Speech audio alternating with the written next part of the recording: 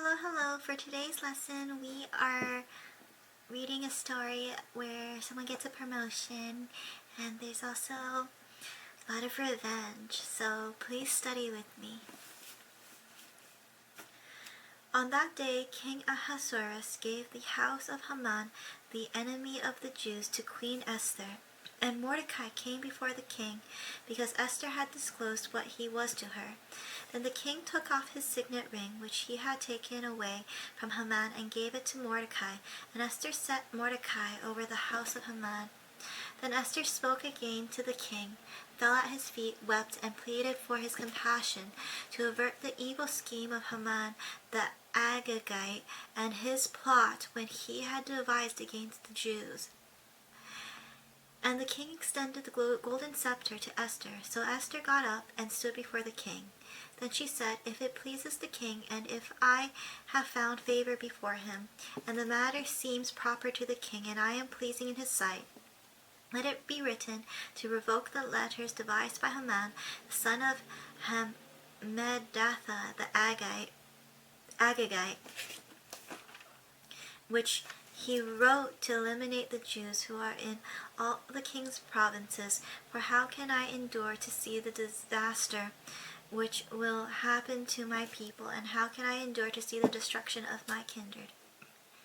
So King Ahasuerus said to Queen Esther and to Mordecai the Jew, "Behold, I have given the house of Haman to Esther, and they have hanged him on the wooden gallows because he had reached out with his hand against the Jews.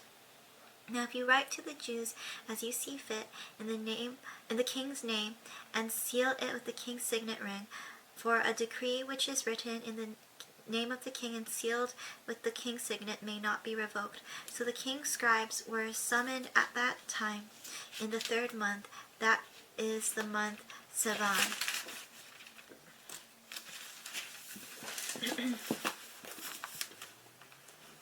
On the 23rd day, and it was written in accordance with everything that Mordecai commanded, the Jews, the satraps, the governors, and the officials of the provinces, which extended from India to Cush, 127 provinces, to every province according to its script, and to every people according to their language, as well as to the Jews according to their script and their language. He wrote in the name of King Ahasuerus, and sealed it with the king's signet ring, and sent letters by couriers on horses, riding on royal relay horses, offspring of racing mares. In the letters the king granted the Jews who were in each and every city the right to assemble and to defend their lives, to destroy, kill, and eliminate the entire army of any people or province which was going to attack them, including children and women, and to plunder their spoils. On one day in all the province of King Ahasuerus, on the 13th day of the 12th month, that is the month Adar, a copy of the edict to be issued as law in each and every province was published to all the peoples, so that the Jews would be ready for this day to avenge themselves on their enemies. The couriers, hurrying and speeded by the king's command, left riding on the royal relay horses, and the decree was issued at the citadel in Susa. Then Mordecai went out from the presence of the king in a royal robe of violet and white, with a large crown of gold and a garment of fine linen and purple. And the city of Susa shouted and rejoiced. For the Jews there was light, joy, jubilation, and honor in each and every province and in each and every city. Wherever the king's commandment and his decree arrived, there was joy and jubilation for the Jews, a feast and a holiday. And many among the peoples of the land became Jews, because of the dread of the Jews had fallen on them. On the 12th month, that is the month Adar, on the 13th day, when the king's command and edict were to be put into effect, on the day when the enemies of the Jews hoped to gain the mastery over them, it turned out to the contrary, so that the Jews themselves gained mastery over those who hated them. The Jews assembled in their cities throughout the provinces of King Ahasuerus to attack those who sought to harm them, and no one could stand against them, because the dread of them had fallen on all the peoples, even all the officials of the provinces, the satraps, the governors, and those who were doing the king's business were supporting the Jews, because the dread of Mordecai had fallen on them. For Mordecai was great in the king's house, and the news about him spread throughout the provinces. For the man Mordecai became greater and greater, so the Jews struck all their enemies with the sword, killing and destroying, and they did as they pleased to those who hated them. At the citadel in Susa, the Jews killed and eliminated 500 men, and they killed Parsha, Andatha, Dalphon, Aspatha, Oratha, Adzalia, Aridatha, Parmashta, Arisai, Aradai, and Visatha, the 10 sons of Haman, the son of Hammedatha, the Jews' enemy, but they did not lay their hands on the plunder. On that day, the number of those who were killed at the citadel in Susa was reported to the king, and the king said to the Queen Esther, "The Jews have killed and eliminated 500 men and 10 sons of Haman at the citadel in Susa. What have they done in the rest of the king's provinces? Now what is your request? It shall also be granted you. What is your further wish? It shall also be done." Then Esther said, "If it pleases the king, let tomorrow also be granted to the Jews who are in Susa, to do according to the edicts of today. And let Haman's 10 sons be hanged on the wooden gallows." So the king commanded that it was to be done so. And an edict was issued in Susa, and Haman's 10 sons were hanged. The Jews who were in Susa assembled on the 14th day of the month Adar, and killed 300 men in Susa, but they did not lay their hand on their plunder. Now the rest of the Jews who were in the king's provinces assembled to defend their lives and rid themselves of their enemies, and to kill 75,000 of those who hated them, but they did not lay their hands on the plunder.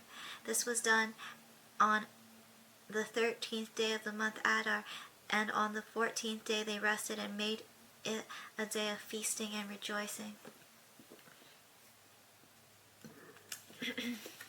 But the Jews who were in Susa assembled on the 13th day and the 14th of the same month, and they rested on the 15th day and made it a day of feasting and rejoicing. Therefore the Jews of the rural areas who live in the rural towns make the 14th day of the month Adar a holiday for rejoicing and feasting and sending portions of food to one another.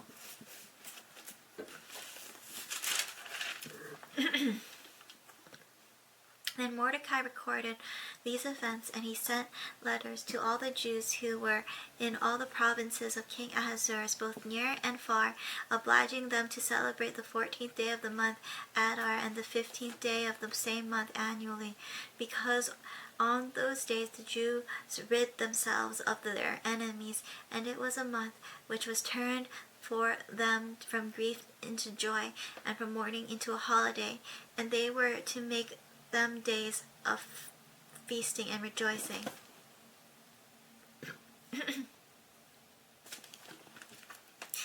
And sending portions of food to one another, and gifts to the poor, and sending and gifts to the poor. So the Jews undertook what they had started to do, and what Mordecai had written to them. For Haman, the son of Hammedatha, the Agagite, the adversary of all the Jews, had schemed against the Jews to eliminate them, and had cast Pur, that is the lot, to disturb them and eliminate them. But when it came to the king's attention, he commanded by letter that his wicked scheme which he had devised against the Jews was to return on his own head, and that he and his sons were to be hanged on the wood gallows. Therefore they called these days Purim, after the name of Pur. And because of the instructions in this letter, both what they did what they had seen in this regard and what had happened to them, the Jews established and made a custom for themselves, their descendants, and for those who allied themselves with them, so that they would not fail to celebrate these 2 days according to their regulation and according to their appointed time annually. So these days were to be remembered and celebrated throughout every generation, every family, every province, and every city.